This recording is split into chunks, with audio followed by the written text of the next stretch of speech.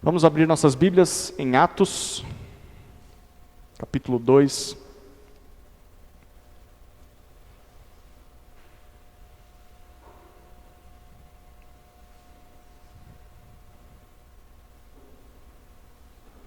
Atos, capítulo 2, a partir do versículo 22.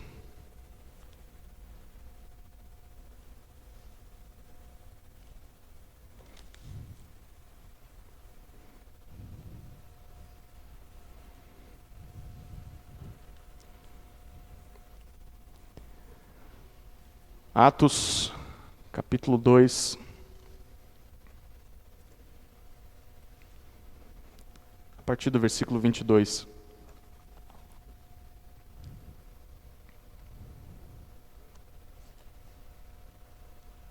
Nós vamos fazer a leitura à medida que fomos avançando aqui no nosso tempo. Eu queria que você se imaginasse descendo de um barranco em cima de um papelão. As crianças amam isso, não amam? É divertido, não é? Subir num papelão e descer num barranco. Mas eu quero que você enriqueça um pouco mais essa imagem. Imagine que o barranco é enorme, está muito liso, choveu de noite, muito barro, e ainda assim você quer descer. Você está buscando diversão, aquela sensação de liberdade, né? Seus pais estão dizendo para você não ir, mas você vai. Você e seus amigos vão, sobem em cima daquele pedaço de papelão e começam a deslizar naquele barranco. Mas nenhum de vocês se preocupa em descobrir o que tem lá embaixo do barranco. E vocês estão deslizando. E vocês só vão descobrir o que tem lá embaixo no barranco quando começa a chegar perto. Só que aí já não dá mais para parar. Vocês estão numa velocidade muito alta, vocês não conseguem mais parar. E aí você consegue ver o que tem lá embaixo. Adivinha o que tem lá embaixo? Um precipício. Exatamente aquilo que os seus pais queriam evitar que você encarasse. Mas você foi teimoso e agora não dá mais para parar. Agora não é tão divertido assim, né? Estava divertido no começo, agora não. Do que é que você precisa nessa hora? Do que é que vocês precisam nessa hora? Vocês precisam de salvação. Vocês precisam de algo no qual vocês possam se apoiar, algo firme, estável, para que impeça vocês de continuarem descendo e cair nesse precipício.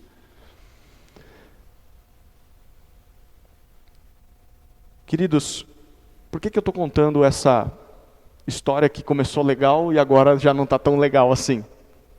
Porque ela basicamente é uma ilustração da nossa história, da história da humanidade. Pense comigo um pouquinho aqui. Desde o princípio, os nossos antepassados, Adão e Eva, eles buscaram diversão e liberdade, mas fora daquilo que Deus estava dizendo. Deus disse onde eles encontrariam satisfação, mas eles não deram ouvidos. Então eles preferiram virar as costas para Deus e descer no barranco do pecado. E eles começaram a descer, preferindo se jogar de corpo e alma para longe de Deus. E começaram a deslizar. Começaram a cair, só que eles sabiam onde isso ia dar. Deus tinha avisado para eles de que se eles pecassem, eles morreriam. Eles sabiam do precipício, ainda assim decidiram descer. E é nesse cenário que nós nascemos. Nós somos descendentes deles. Nós não nascemos lá, em cima da montanha, em cima do barranco, onde Deus está. Nós nascemos no meio dessa descida. Nós estamos juntos, caindo com Adão e Eva. E estamos em direção ao precipício. E esse precipício, a Bíblia diz que nada mais é do que o juízo final. É o castigo que Deus queria que evitássemos o justo castigo contra a nossa desobediência. Então, o que nós mais precisamos nessa descida é de salvação. Nós precisamos de algo ou de alguém em quem nós possamos nos agarrar para evitar a queda e para que, mesmo que patinando, a gente consiga, passo a passo, voltar lá para cima, onde está a presença de Deus. Bom, é exatamente isso que a passagem que nós vamos estudar nessa noite, é sobre isso que ela fala. Aqui nós vamos descobrir que a salvação que Deus nos oferece pode estar encontrada em 2 passos. Deus oferece salvação para nós, só que são necessários dar 2 passos. E enquanto nós vamos estudando aqui, eu quero fazer essa pergunta para você. Eu quero que você pense sobre isso. Onde você está nesses passos? Você já deu esses 2 passos? Você já encontrou essa salvação? E não só seja uma avaliação para você, mas uma avaliação também para aquelas pessoas que estão ao seu lado, ao seu redor, que convivem com você. Elas já encontraram a salvação, elas já deram esses passos. Que passos são esses? Bom, o primeiro passo, para que alguém seja salvo por Deus, é ouvir de Jesus. Ouvir de Jesus. Vamos ler Atos capítulo 2, versículos 22 até 36.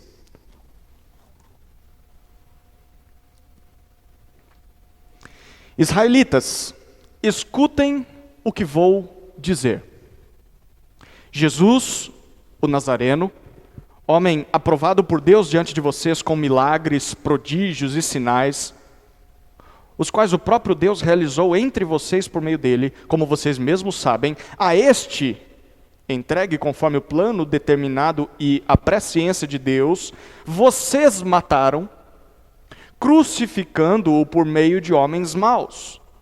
Porém, Deus o ressuscitou, livrando-o da agonia da morte, porque não era possível que fosse retido por ela. Porque Davi fala a respeito dele, dizendo: eu sempre via o Senhor diante de mim, porque Ele está à minha direita, para que eu não seja abalado. Por isso o meu coração se alegra e minha língua exulta. Além disto, também a minha própria carne repousará em esperança, porque não deixarás a minha alma na morte, nem permitirás que o teu santo veja a corrupção.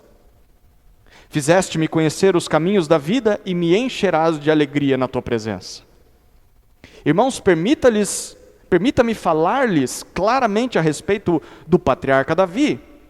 Ele morreu e foi sepultado, e o seu túmulo permanece entre nós até hoje.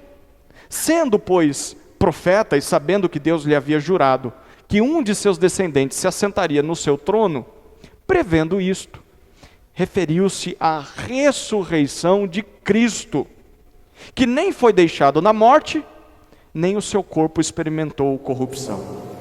Deus ressuscitou este Jesus e disto todos nós somos testemunhas.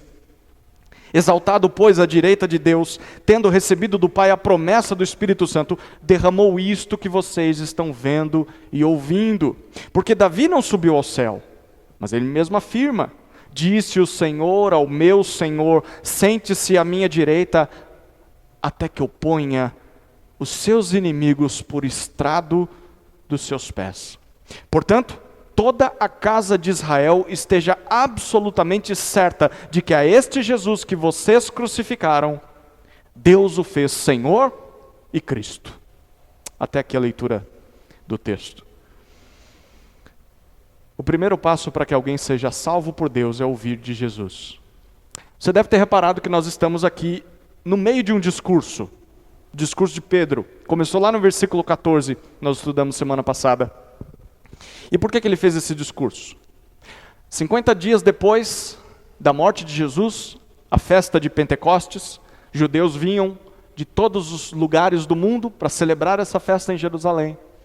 Foi o dia em que Deus escolheu enviar o seu Espírito aos discípulos de Jesus.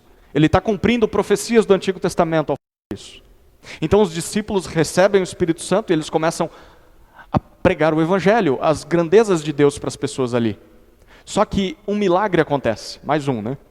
Eles estão pregando em línguas que eles não falavam antes, as línguas desses povos que vieram de fora. Então, as pessoas começam a ter dúvida do que está acontecendo. Outras começam a zombar dos discípulos.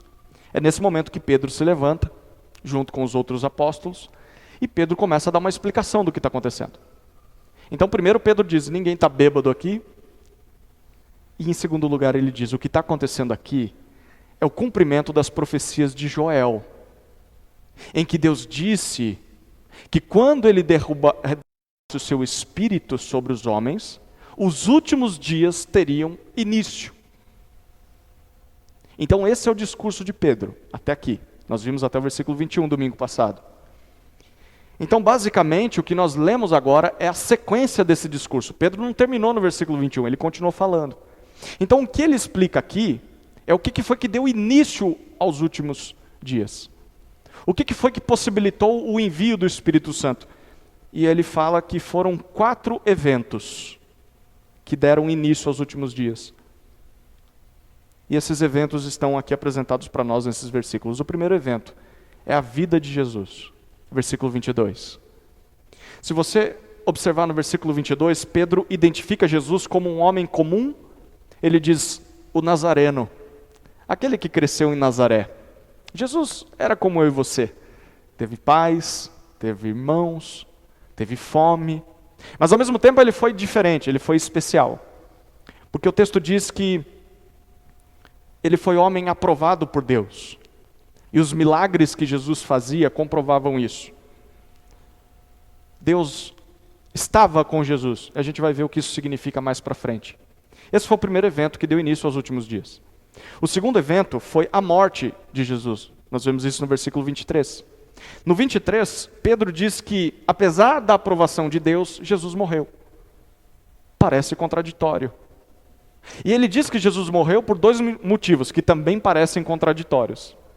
Primeiro, ele diz que foi por determinação de Deus, estava dentro do plano de Deus que Jesus morresse. Mas, ao mesmo tempo, ele diz que foi pela execução dos homens. Foi uma aliança entre os judeus e os romanos. Perceba aqui que a morte de Jesus não pegou Deus de surpresa. Pode ter pegado os discípulos de surpresa, Deus não pegou. Pelo contrário, a morte de Jesus foi planejada por Deus. Mas ao mesmo tempo, Pedro diz que ela foi realizada pelos homens. Como assim? Como é possível isso? Deus determinou e os homens executaram. Bom, aqui nós temos um mistério que envolve a soberania de Deus e a responsabilidade humana. Deus determinou, mas esses homens são responsáveis pelo que eles fizeram. E a gente vai ver Pedro dizendo isso mais para frente. Mas o texto diz que Jesus não ficou morto por muito tempo, não. Nos versículos 24 até 32, Pedro apresenta o terceiro evento que deu início aos últimos dias. Foi a ressurreição de Jesus. E perceba que dos 4 eventos que nós vamos ver, esse aqui é o que Pedro mais enfatiza. É o que ele dá mais atenção. Se a gente contar, são 8 versículos só falando sobre a ressurreição de Jesus. Por que isso é importante para Pedro? Vamos tentar descobrir. Nos versículos 24 a 28, Pedro cita um salmo, Salmo 16. E ele diz que Deus ressuscitou Jesus por causa do que o rei Davi escreveu no Salmo 16. E o que o rei Davi escreveu no Salmo 16? Basicamente o Salmo diz, Davi escrevendo, ele escreve como se ele fosse um rei que está assentado ao lado de Deus e por isso nunca iria sofrer a morte, a decomposição da morte, né? Então seria um rei que viveria e reinaria para sempre ao lado de Deus. Isso é o que diz o Salmo 16. Então a partir do versículo 29 até o 32, Pedro explica o que ele acabou de dizer, citando o Salmo 16. Ele explica que Davi, nesse salmo, não poderia estar falando de si mesmo. Porque ele diz, Davi morreu. Ele enfrentou a decomposição. A gente sabe onde está o túmulo dele, ele diz para aquelas pessoas. Então é óbvio que Davi não podia estar falando de si mesmo, Davi só podia estar profetizando a respeito de um outro rei, de um dos seus descendentes, o verdadeiro herdeiro ao trono de Israel. Um rei que um dia iria desfrutar de tudo isso. E segundo Jesus, aquele a quem Deus ressuscitou dentre os mortos. Aqui nós descobrimos por que Deus tinha aprovado a vida de Jesus. Lembra que ele disse os milagres mostravam que Deus estava com ele? Porque os milagres eram uma espécie de sinais, eram sinais que comprovavam de que Jesus era o legítimo rei de Israel. Jesus era aquele descendente de Davi que viria. E é isso que Pedro está afirmando aqui. O quarto evento que Pedro cita, versículos 33 até 36, é a exaltação de Jesus. E de acordo com Pedro, mais uma profecia do Antigo Testamento foi cumprida em Jesus. E aqui ele cita agora o Salmo 110. O que o Salmo 110 fala? Nós lemos lá que um dia Deus iria conceder o trono sobre toda a criação àquele rei legítimo de Israel. Aquele rei do Salmo 16. Aquele rei que iria viver para sempre. E quando isso se cumprisse, quando Deus desse o trono do mundo, da criação, para esse rei legítimo de Israel, ele iria se assentar à direita de Deus, ele iria inaugurar o reino de Deus nessa terra, ele iria derramar o seu espírito sobre o seu povo, e o seu povo reinaria junto com ele, e ele também julgaria todos os seus inimigos. Todos aqueles que não se submeteram a ele, seriam julgados, seriam condenados pela sua rebeldia. E de acordo com Pedro, no versículo 36, ele diz, sabe quando isso se cumpriu? Se cumpriu em Jesus. Ele fala, esse Jesus a quem vocês rejeitaram, esse Jesus a quem vocês penduraram em uma cruz, vocês desprezaram Jesus, mas Deus o tornou Senhor e Cristo. Senhor traz a ideia de Rei do universo, Rei da criação. E Cristo significa o verdadeiro Rei de Israel, o Messias. Então aqui está o primeiro passo para que nós sejamos salvos da queda ao pecado, que nos leva ao precipício do juízo de Deus. O primeiro passo é ouvir de Jesus. Para ser salvo por Deus, você precisa ouvir de Jesus. Todos nós precisamos saber que para nos salvar, Deus aprovou a vida de Jesus, Deus planejou a morte de Jesus, Deus executou a ressurreição de Jesus, e Deus fez com que Jesus assentasse à sua direita, lhe dando o trono sobre toda a criação. E por que isso foi necessário? A gente vai ver daqui a pouco. Mas por enquanto, o que a gente já viu já é suficiente para nos levar à conclusão de que só pode ser salvo por Deus quem ouve falar de Jesus. Quem ouve falar sobre a vida de Jesus, sobre a morte de Jesus, sobre a ressurreição de Jesus e sobre a exaltação de Jesus. Diante disso aqui, há duas perguntas que eu preciso fazer para nós. A primeira pergunta é se você sabia disso. Você sabia disso? Você sabia que por causa do pecado os homens estão perdidos? Por causa do pecado os homens estão indo cada vez mais para longe de Deus e por isso eles precisam de salvação? Pensa nas pessoas com quem você convive, no seu trabalho, na sua família, os seus vizinhos. Você sabia que o destino dessa descida em que as pessoas estão parece uma descida divertida, tem aparência de liberdade, mas o destino dessa descida é um precipício, é um abismo profundo que vai levá-los à morte e ao juízo final diante de Deus. Você sabia disso? Você sabia que o único meio para que essas pessoas sejam salvas dessa descida, dessa condição, o único meio é a pessoa de Jesus, o Senhor e Cristo? Porque se você sabia disso, ou talvez você só está ouvindo isso agora, você não sabia, mas está tendo a oportunidade de ouvir, então você deve saber de que nada adianta para as pessoas tentarem ser boas, tentarem ser generosas. De nada adianta para as pessoas tentarem ser religiosas, fazerem uma prece todas as manhãs, lerem porções da Bíblia, ou frequentar em templos religiosos, talvez até frequentar uma igreja cristã. De nada adianta isso se essa pessoa não conhecer e reconhecer Jesus como Cristo e como Senhor. O que isso significa? Que para que uma pessoa seja salva, ela precisa crer de que Jesus foi o único ser humano aprovado por Deus. Jesus foi morto segundo a vontade de Deus. Jesus voltou dos mortos pelo poder de Deus. E Jesus está assentado à direita de Deus, exaltado sobre todos os tronos desse mundo. Se a pessoa nunca confiar nessa mensagem, ela nunca vai ser salva. Por mais bondosa que ela seja, por mais religiosa que essa pessoa seja. Nós precisamos lembrar da imagem que eu pintei aqui no início. Nós estamos em queda livre, quase livre, estamos deslizando. Essa é a condição da humanidade. Sozinhos nós não conseguimos impedir. Você pode tentar colocar as mãos, colocar os pés, sair desse papelão, você vai continuar deslizando. Vai continuar caindo e caindo e caindo. O que você precisa é de alguém em quem se agarrar. E esse alguém é Jesus.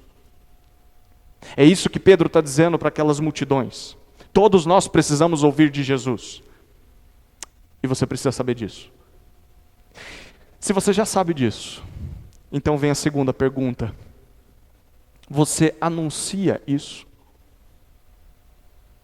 Você fala sobre isso com as pessoas? No nosso caminho, na nossa vida diária, nós encontramos pessoas, familiares, amigos, colegas de trabalho, na escola. Nós temos o convívio com as pessoas. E é muito comum nós encontrarmos pessoas simpáticas, pessoas que são honestas, são generosas, são bondosas. E de fato, muitas dessas pessoas contribuem para que a nossa sociedade seja melhor. Graças a Deus pela vida dessas pessoas. Algumas delas são médicos, outros socorrem pobres, outros servem a comunidade. Mas se essas pessoas que nós conhecemos, mesmo sendo aparentemente boas pessoas, se esforçando para fazerem o melhor na sua vida, se essas pessoas não sabem sobre Jesus, se essas pessoas não aceitam o que nós estamos vendo nesse texto, elas estão perdidas. Elas estão tão perdidas quanto as piores pessoas desse mundo, mesmo sendo bondosas em algumas partes. Se uma pessoa não tem Jesus, por mais legal que essa pessoa seja, falta tudo para essa pessoa. Falta tudo o que realmente importa, falta Jesus para ela. Então, cabe a nós que já conhecemos a Jesus e conhecemos essas pessoas, cabe a nós falarmos de Jesus para essas pessoas. Mas talvez você pergunte como é que eu falo de Jesus para as pessoas. Olha para como Pedro fez. Tem tanta coisa para tirar desse texto, mas o tempo não me permite. Então vou citar só 2 dicas do que a gente vê Pedro fazendo aqui.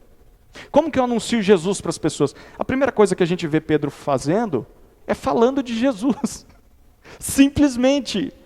O que Pedro fala? Sobre a vida, sobre a morte, sobre a ressurreição e sobre a exaltação de Jesus.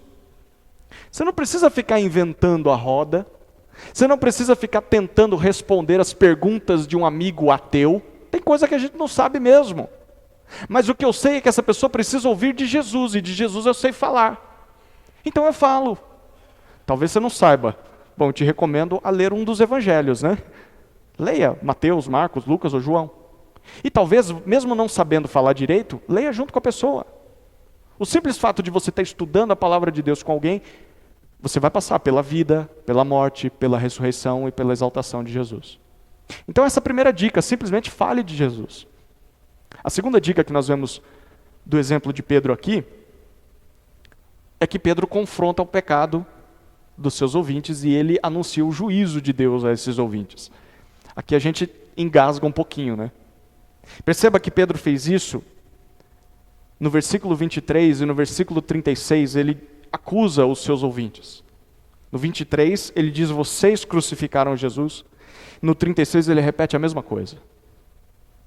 E não só isso, Pedro, quando fala nos versículos 34 e 35, de que Deus vai julgar todos os inimigos de Jesus, o que Pedro está dizendo para aquela turma? Se vocês mataram Jesus, Deus vai julgar vocês. Deus vai esmagar todos vocês debaixo dos pés de Jesus. Então, quando nós formos apresentar a salvação em Jesus para alguém, nós precisamos deixar claro para aquela pessoa de que ela está perdida, ela está deslizando no pecado, de costas para Deus, por mais generosa, bondosa que ela seja, e que esse caminho vai acabar em um precipício. Ela vai ter que encarar o juízo de Deus um dia. Eu sei que essa é a parte da ofensa, o evangelho ofende. Até aqui, estava todo mundo gostando, né? Ah, fala mais de Jesus, todo mundo gosta de Jesus, né? Mas na hora, pelo menos aqui no Ocidente, né? A maioria gosta. Mas na hora que você fala de pecado, aí não. Mas é necessário que haja o confronto. Você é um pecador. E você vai enfrentar o juízo de Deus. É isso que Pedro está fazendo aqui. Antes de oferecer salvação, o evangelho ofende. O evangelho mostra o nosso pecado, mostra a nossa perdição. Nós não podemos esquecer disso. Evangelizar não é dizer, Deus tem um plano maravilhoso para a sua vida.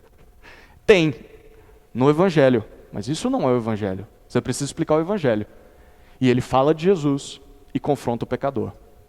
Então aqui está o primeiro passo para que alguém seja salvo por Deus. É necessário ouvir de Jesus. Vamos para o segundo passo? O segundo passo para que alguém seja salvo por Deus é se arrepender. Se arrepender. Olha o que Pedro, ou melhor, o que o texto diz a partir do versículo 37 até 41.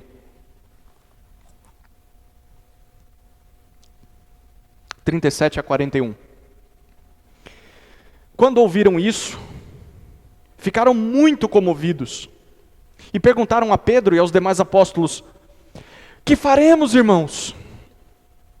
Pedro respondeu: arrependam-se, e cada um de vocês seja batizado em nome de Jesus Cristo para a remissão dos seus pecados, e vocês receberão o dom do Espírito Santo, porque a promessa é para vocês, e para os seus filhos, e para todos os que ainda estão longe, isto é, para todos aqueles que o Senhor, nosso Deus, chamar.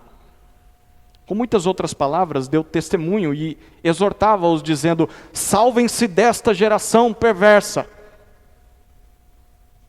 Então os que aceitaram a palavra de Pedro foram batizados, havendo um acréscimo naquele dia de quase 3.000 pessoas. O segundo passo para que alguém seja salvo por Jesus é se arrepender, depois de ouvir de Jesus. Como nós vimos em mensagens anteriores, Atos é a continuação do Evangelho de Lucas. Então, Lucas escreveu primeiro o Evangelho e depois o livro de Atos. E para entender o que a gente está lendo aqui, é necessário resgatar algumas coisas que Lucas registrou no Evangelho. À medida que Jesus ia caminhando lá da Galileia mais ou menos, imagine o norte de Israel, foi onde Jesus cresceu, uma região desprezada. A maior parte do ministério de Jesus foi lá. E o livro de Lucas, ele conta como Jesus sai da Galileia e desce até Jerusalém. O livro basicamente é essa jornada de Jesus. E à medida que Jesus vai caminhando até Jerusalém, ele faz alguns discursos bem pesados, principalmente para os judeus. E o argumento de Jesus nesses discursos basicamente é o seguinte: Israel foi escolhido por Deus para ser o seu povo especial nessa terra, reinar com ele por toda a eternidade sobre a criação. Mas Israel se perdeu no meio do percurso. Um povo que foi escolhido por Deus para viver ao lado de Deus, esse povo preferiu virar as costas para Deus. Preferiu ser como as outras nações, praticar os pecados das outras nações, e acabou se tornando pior do que as outras nações. Por quê? Porque eles conheciam a Deus. E ainda assim viviam como os pagãos.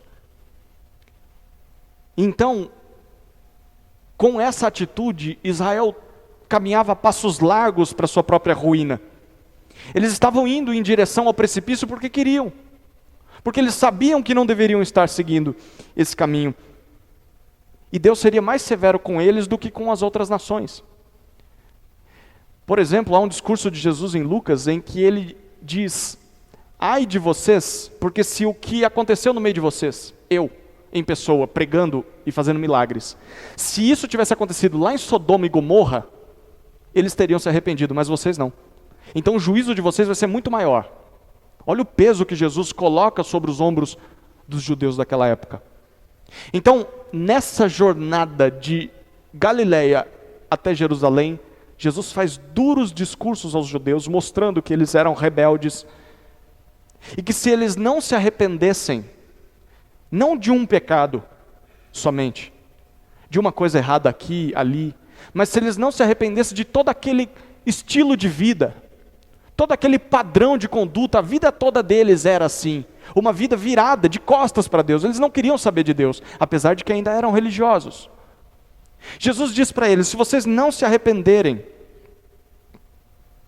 vocês vão sofrer a rejeição de Deus no último dia.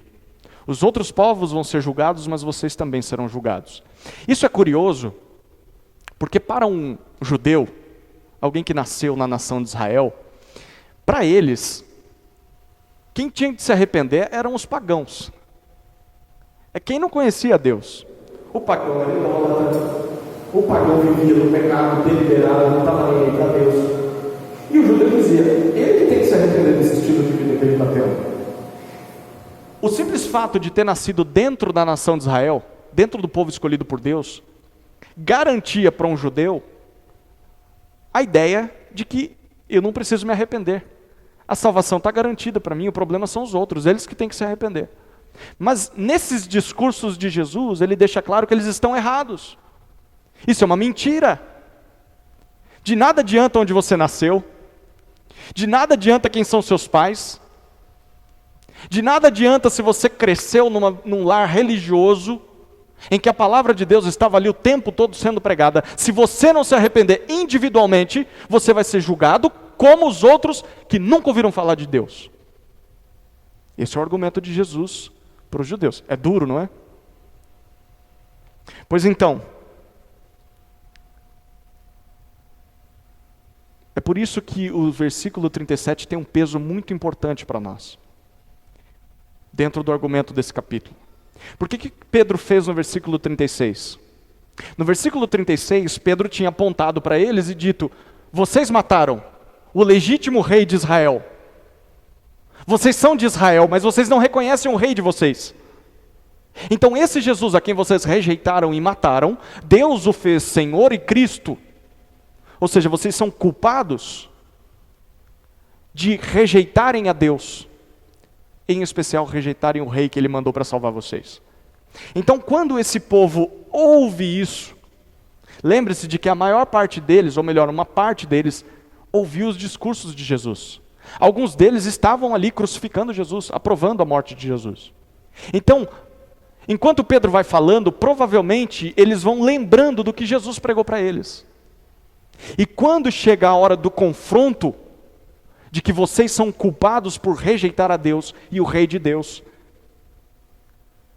então nós vemos o versículo 37. O texto diz que eles ficaram aflitos ou comovidos. Essa palavra é mais forte do que isso. Na sua Bíblia talvez esteja: eles ficaram com os corações pesarosos, ou compungiu-se-lhes o coração. O que significa essa expressão? Traz a ideia de uma ferroada no coração. Pense em um escorpião. Não chega nem perto do escorpião. As crianças aí, viu o escorpião, sai correndo. Essa palavra traz a ideia de uma ferroada de escorpião no coração. O coração deles ficou aflito, apertado. Nós matamos o rei de Deus. E então, o que provavelmente está passando no coração daquela turma é: se nós rejeitamos o rei de Israel, o que vai acontecer com a gente? A gente vai ter que enfrentar o juízo de Deus. Deus há de vingar o seu rei, o seu filho. Por isso eles perguntam, o que nós devemos fazer? E então Pedro responde no versículo 38. A partir do 38 ele responde até o versículo 40. Mas em especial, olhe a primeira coisa que ele fala no versículo 38. De tudo que ele fala, isso aqui é especial. O texto diz que Pedro respondeu, arrependam-se. Arrependam-se. Muitas vezes nós pensamos em arrependimento como simplesmente uma mudança de pensamento sobre alguma coisa. Então, vou dar um exemplo aqui. Você falou alguma coisa, ou você fez alguma coisa no calor do momento, e você não gostaria de ter falado aquilo. Você não gostaria de ter feito aquilo.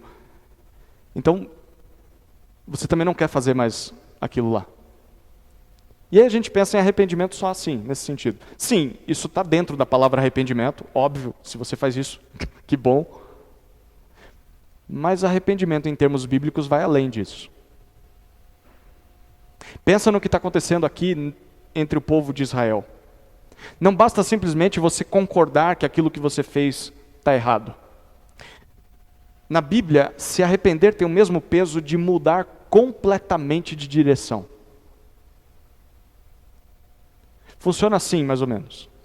Se antes você estava descendo para cá, para longe da presença de Deus, você está de costas para Deus, você está contra a vontade de Deus, você está amando o pecado. Quando você se arrepende, você vira de direção. Agora você não continua descendo, você começa a subir ao encontro de Deus. Antes era o encontro do abismo, do pecado. Agora é ao encontro de Deus, da vida em santidade. É isso que você quer encontrar agora. Então, essa é a ideia de arrependimento. Não é, eu fiz uma coisa errada e não devia ter feito. A minha vida estava errada. A direção para onde eu estava indo estava errada. Eu preciso mudar de direção e não só de atitude. Não é só parar de falar palavrão. Não é só parar de ver aquilo que você via no seu celular. É o todo da sua vida. É a direção da sua vida. Você para de ir em direção ao precipício e você começa a ir em direção a Deus. Como é que se faz isso, Pedro? Como é que eu me arrependo dessa maneira? Como é que eu mudo de direção na minha vida? Bom, Pedro explica nos versículos 38 a 40. Aqueles judeus que estão ali com o coração pesado, eles vão mostrar que realmente estavam arrependidos se eles cumprissem duas atitudes. Então, se você é alguém que realmente está arrependido de ter passado uma vida virado de costas para Deus, indo em direção ao precipício, mas agora você quer ir em direção a Deus, isso é verdadeiro arrependimento. Se você está verdadeiramente arrependido, essas duas atitudes também vão estar na tua vida. Primeira atitude, aqueles homens mostrariam que estavam arrependidos se eles fossem batizados em nome de Jesus. 9. Em outras palavras, se eles se identificassem com Jesus. Jesus foi batizado por João Batista. Os seus discípulos foram batizados. E naquela época, ser batizado em nome de Jesus seria a mesma coisa de dizer, eu sou um seguidor daqueles que vocês mataram. Aquele a quem os judeus mataram, eu estou junto com ele. Eu sou um seguidor dele, eu faço o que ele manda, eu faço o que ele fez. Se aqueles homens e mulheres realmente tinham percebido que estavam errados a sua vida toda, então eles deveriam tratar Jesus como o legítimo rei que Jesus era. Pedro disse que se eles fizessem isso, eles receberiam a remissão ou perdão dos seus pecados e também o dom do Espírito Santo, como os outros apóstolos já tinham recebido. E isso era verdade tanto para eles quanto para os seus filhos e para todos aqueles a quem o Senhor chamar. Continua sendo verdade até hoje. Essa é a primeira atitude que eles deveriam tomar. A segunda atitude, que mostraria o arrependimento deles, está no versículo 40. Se eles fossem separados ou salvos da sua geração perversa. Olha o que Pedro diz no versículo 40. Ele diz basicamente o seguinte: olha, de nada adianta vocês se identificarem com Jesus, mas continuarem vivendo como pagãos. De nada adianta vocês se batizarem em nome de Jesus, mas continuarem vivendo como pessoas que não conhecem a Jesus, vivendo como antes, de costas para Deus. Se o juízo de Deus virá sobre todos aqueles que vivem de costas para Deus, por que você vai continuar abraçado com essa turma? Por que você vai continuar vivendo como eles? Você é louco? Está maluco? O juízo de Deus vai vir sobre esse povo. E se você realmente se arrependeu desse estilo de vida e não quer enfrentar o juízo, você vai sair de perto dessa turma, porque o juízo vai vir sobre eles. É isso que Pedro está dizendo aqui. Em outras palavras, o que Pedro está dizendo é que vocês deveriam construir uma nova sociedade, ou melhor, uma nova geração. Uma comunidade de pessoas arrependidas. Uma comunidade de pessoas que se identificam com Jesus, associam com outros discípulos de Jesus. Bom, sobre isso a gente vai falar na próxima mensagem, porque é o que o texto diz, como eles obedeceram a isso.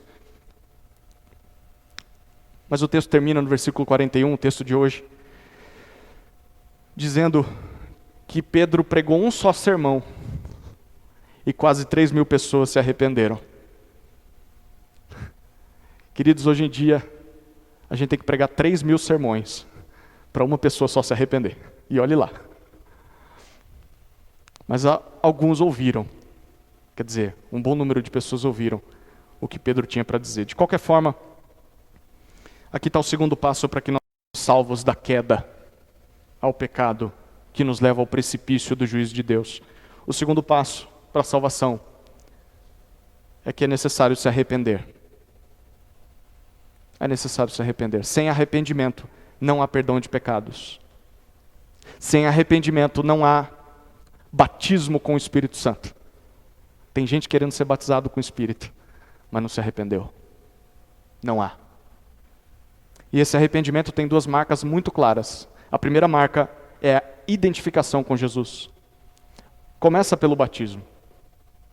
A segunda marca é a separação da geração perversa. Você vai se associar com aqueles que seguem a Jesus. Tudo isso significa o seguinte: que se alguém diz o seguinte: eu sou arrependido, estou arrependido de viver de costas para Deus a minha vida toda e agora eu quero voltar para Deus. Se a pessoa diz que está arrependida, se a pessoa alega que crê em Jesus, se essa pessoa diz que foi perdoado por Jesus, se essa pessoa diz que tem o Espírito Santo de Jesus sobre ela, então duas atitudes vão estar presentes na vida dela. Quais são essas duas atitudes? Primeiro, essa pessoa vai ser alguém identificada com Jesus. É isso que Pedro está dizendo aqui. Você vai mostrar que realmente você está arrependido do estilo de vida que você tinha, se você se identificar com Jesus. Como eu disse para aquela multidão, o primeiro passo seria ser batizado em nome de Jesus. Mas não parava por aí. Todo o estilo de vida daquela turma mudaria a partir de então. Eles começariam a buscar ser como Jesus, a se identificar com Jesus. É o que a gente vai ler no livro de Atos. Eles vão começar a sofrer por isso. Porque Jesus sofreu, eles também vão sofrer. Queridos, se identificar com Jesus no batismo é só o começo. Só o começo da jornada. De acordo com a Bíblia, alguém que verdadeiramente se arrependeu vai buscar uma vida parecida com a vida de Jesus. O modo de pensar, o modo de falar, de ver as coisas, de tratar as pessoas, de agir, é uma tentativa de ser como Jesus. É uma nova vida. Então, é necessário que você pense, pelo menos, sobre duas coisas aqui. A primeira é se essas marcas estão presentes na sua vida. Você realmente vive como alguém que se identifica com Jesus? Começando pelo batismo. Você diz que se arrependeu. Você já foi batizado? Ou se não foi, você está esperando o quê? Mas tudo bem, talvez você tenha sido batizado. Mas as pessoas ao seu redor Elas diriam que você busca ser como Jesus? Elas identificam em você alguém que está buscando ser parecido com Jesus? Porque se isso não é muito verdade na sua vida, então eu sinto informar para você que o estilo de vida que você está tendo, de acordo com esse texto, não é de alguém que se arrependeu, de fato. Você pode estar dentro de uma igreja, mas nunca se arrependeu. Você tem que considerar isso. A segunda reflexão sobre isso é que nós precisamos nos perguntar se conseguimos ver essas marcas naqueles que estão se achegando à igreja.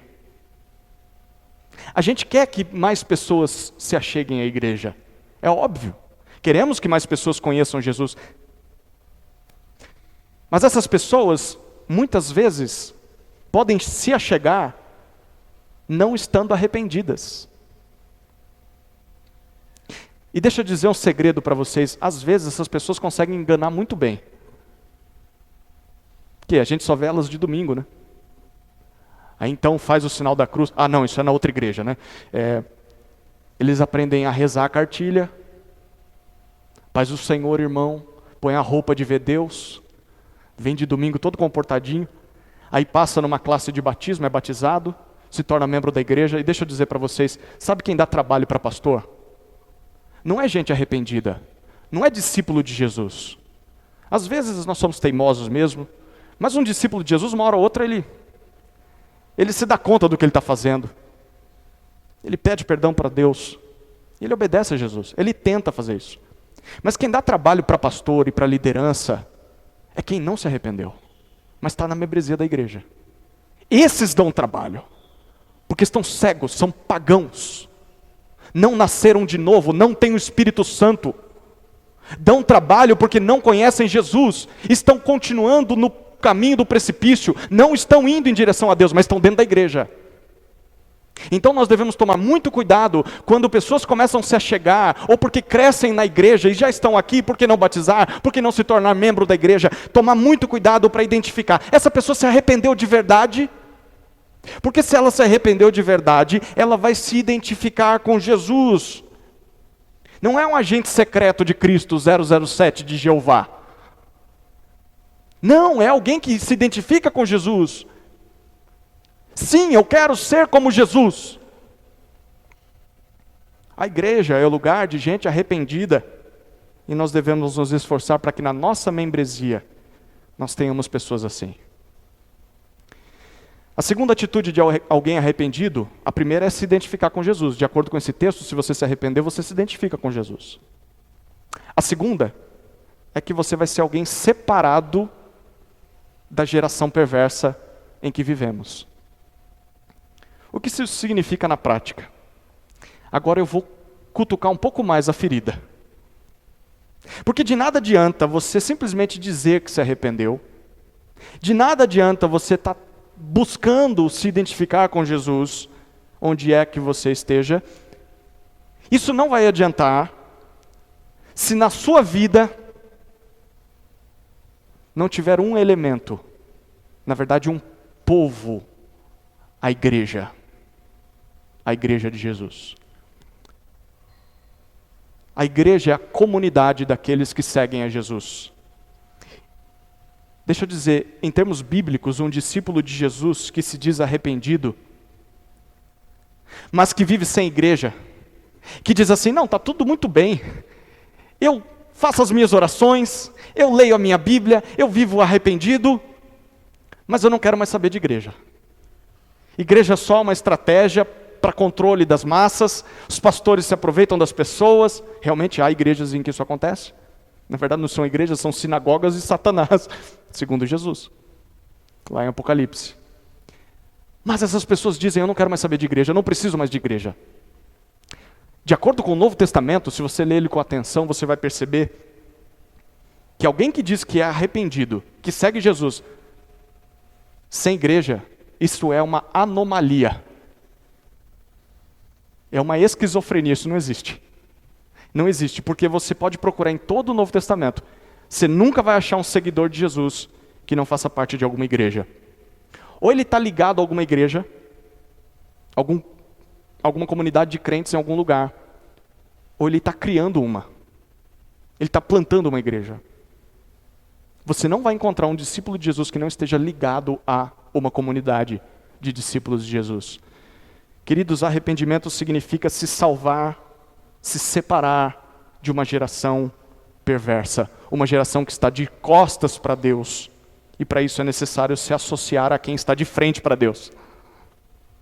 Quem está caminhando em direção a Deus é o seu povo, o povo de Jesus. E nós precisamos estar associados a esse povo. Por isso, eu preciso dizer, se envolva com a igreja. Se não for essa igreja, seja alguma igreja bíblica que prega a palavra. Ninguém está te forçando a ser essa igreja, mas o que Jesus diz é que precisa ser uma igreja. Você precisa estar associado a uma igreja, ligado a uma igreja, servindo e sendo servido, amando e sendo amado, alimentando e sendo alimentado. Não se afaste do povo de Deus, porque com o tempo pode ser que você se acostume. Como tem gente acostumada a viver como pagão. Dá domingo à tarde. O que? Igreja? Eu vou assistir meu futebol? Nem Faustão tem mais na Globo, né? Foi para a Band e agora parece que vai para a Record. Mas alguma coisa acha na televisão. O quê? É o final do meu descanso. Eu não vou sair de casa para ver aquele bando de gente feia, chata, que vai ficar se intrometendo na minha vida, aquele pastor que fica só confrontando o meu pecado. Eu não quero isso para mim. A gente acaba se acostumando. E a gente acaba se acostumando com um estilo de vida pagão, de gente que vai sofrer o juízo de Deus. Cuidado. Porque se você estiver nesse grupo, pode ser que você seja parte dele. Queridos, alguém arrependido estará ligado a uma igreja, a uma comunidade de discípulos de Jesus. Esse é o segundo passo para que alguém seja salvo por Deus, é necessário se arrepender. Se arrepender. Você lembra dos 2 passos? São simples, né? Lembra? Qual que é o primeiro passo? Ouvir de Jesus. Para que alguém seja salvo é necessário ouvir de Jesus. Segundo passo, se arrepender. Mas por que isso seria suficiente para nos salvar? Agora deixa eu lembrar um pouquinho daquilo que nós falamos sobre Jesus. Aquilo que Pedro falou sobre a vida de Jesus. Lembra que nós lemos que Deus aprovou Jesus? Foi homem aprovado por Deus. Isso, na verdade, vai além do fato de significar que Jesus é o legítimo rei de Israel. Sim, ele é o legítimo rei de Israel. Mas, de acordo com Deus, Jesus é mais do que isso. O fato de Deus aprovar o estilo de vida de Jesus significa que Jesus é o único ser humano que conseguiu viver completamente dentro da vontade de Deus. Jesus viveu nessa terra como se nunca tivesse descido do barranco, como se ele estivesse lá em cima ainda. Mas ele estava aqui, no meio do barranco, mas vivendo como se estivesse lá ainda. Dessa forma, Jesus não só é o legítimo rei de Israel, mas ele é o legítimo ser humano. E é o legítimo Israel. Jesus é tudo aquilo que Adão e Eva poderiam ser, mas não foram. Jesus é tudo aquilo que Israel deveria ser, mas não foi. E por isso Deus o aprovou. Não só como rei de Israel, mas também como a verdadeira humanidade. O verdadeiro povo de Deus, o verdadeiro Israel. Mas conforme nós vimos no discurso de Pedro, Jesus foi morto numa cruz. E morto de acordo com o plano de Deus. Qual que é o sentido disso?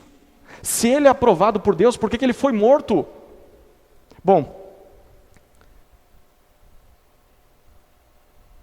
a resposta está no fato de que naquela cruz, pendurado naquele madeiro, Jesus encarou o precipício que nós merecíamos em nosso lugar. Jesus viveu como se nunca tivesse descido do barranco, mas ainda assim encarou a morte no final do precipício. Por quê? Porque nesse ato, ele está sofrendo no precipício o que eu e você merecíamos. O nosso destino final, estava sendo depositado sobre os seus ombros naquela cruz. E naquela cruz Jesus sofria todo o castigo que os nossos pecados mereciam. Nós merecemos cair lá, mas Jesus caiu no nosso lugar. E aí vem a maravilha do que Pedro disse, por isso que ele gastou 8 versículos para falar sobre isso. Porque a maravilha do Evangelho é que de lá do fundo do precipício, Deus faz Jesus voltar à vida. Ele ressuscita. E Ele volta à vida. E se coloca no meio do barranco, com algo nas suas mãos. Todo escrito de dívida que pesava sobre nós, todas as nossas culpas, todos os nossos pecados estão nas mãos de Jesus, e tem um selo bem gravado na sua mão direita: perdoado, pago. Porque Jesus foi até a morte e sofreu o castigo que nós merecíamos, e Ele volta à vida e se coloca de frente para nós, enquanto estamos deslizando nesse precipício. E Jesus se torna a salvação que nós tanto precisávamos nessa catástrofe. E as boas notícias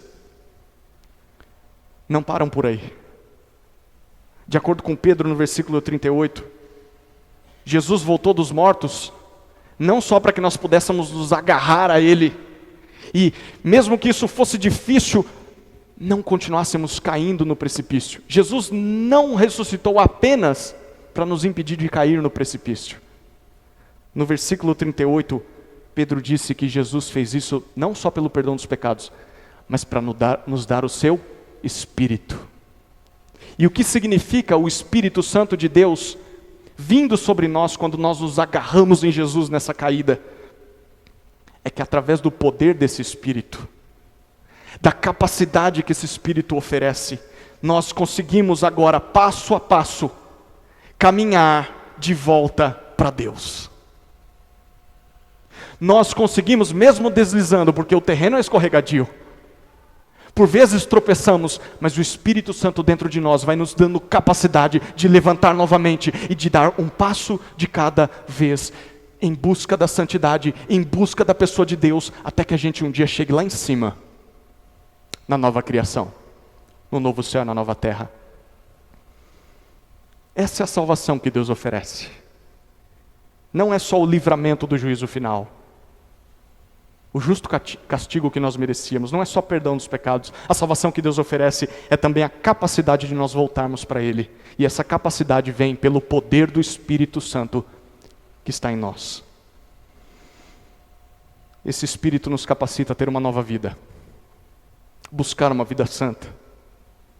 E se nós já nos arrependermos, essa jornada é a nossa, é onde nós estamos. Deixa eu dizer para você, se você já se arrependeu, se você já se agarrou a Jesus, passo a passo você está subindo essa montanha. Você está se dedicando a isso, você está voltado em direção a Deus, e você está tentando subir cada vez mais, fazendo a vontade de Deus. Você está na contramão do mundo. Enquanto você sobe, você vê pessoas deslizando a toda velocidade. É contracultural. É difícil porque está todo mundo vindo contrário a você, eu sei. É algo que eu vivo e é algo que a Bíblia mostra. Sempre foi assim. Em toda a história o povo de Deus viveu na contramão. E enquanto você sobe, você também muitas vezes tropeça. Você escorrega. Mas não se esqueça que o Espírito Santo de Deus está em você. Você já foi perdoado de todos os seus pecados. Você já não está mais em queda. Então o Espírito te levanta. Peça perdão ao Senhor. Suplique o socorro do Espírito. No poder do Espírito, levante-se e continue subindo essa jornada.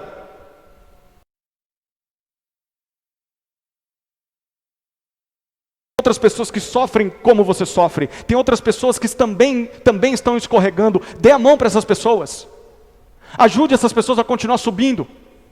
Pare de apontar o dedo, de julgar essas pessoas, de querer passar o pé nessas pessoas para que elas caiam. Não, levante elas. Continue subindo. E enquanto você sobe, enquanto luta contra os seus pecados, enquanto ajuda os seus irmãos, olhe para aqueles que estão na contramão e tente agarrar alguém. Tente contar para eles que Há um Salvador. Há alguém em quem eles podem se agarrar. É possível encontrar salvação. É possível encontrar transformação. É possível voltar para Deus. Essa é a vida de quem se arrependeu. É claro que isso só é verdade para aqueles que atenderam ao chamado do Senhor. Pedro disse isso no versículo 39. Isso é para todos aqueles a quem Deus chamar. Então, querido, se você já se arrependeu, é porque Deus te chamou. E você deu ouvidos a esse chamado. Então agradeça a Deus. Porque tem um monte de gente que Ele não chamou, mas chamou você. Mas se você ainda não se arrependeu, então o meu conselho para você é que ouça a voz do Senhor nessa noite, antes que seja tarde demais. Se agarre ao Salvador, porque o seu destino vai ser o precipício se você não fizer isso. Amém? Vamos orar, queridos.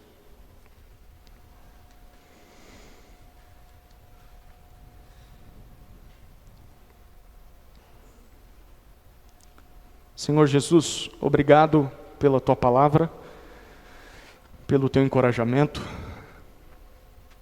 e principalmente pelo Evangelho. Obrigado pela salvação que o Senhor nos oferece através da cruz. O Senhor está presente nessa igreja. O Senhor conhece cada coração aqui.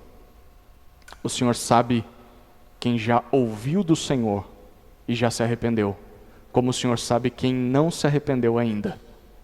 Mas a partir dessa noite não pode dizer que nunca ouviu falar do Senhor. A minha oração é para que o Senhor os chame, para que o Senhor transforme e quebre corações nessa noite. Que haja arrependimento nesse salão. E para aqueles de nós que já se arrependeram, que haja um despertamento para a nossa missão nessa terra. Não estamos aqui de passagem. Estamos aqui com uma missão. Ir em direção ao Senhor e enquanto fazemos isso, chamar outras pessoas ao mesmo caminho. Dá-nos Tua graça, Senhor. É em Teu nome que nós oramos. Amém.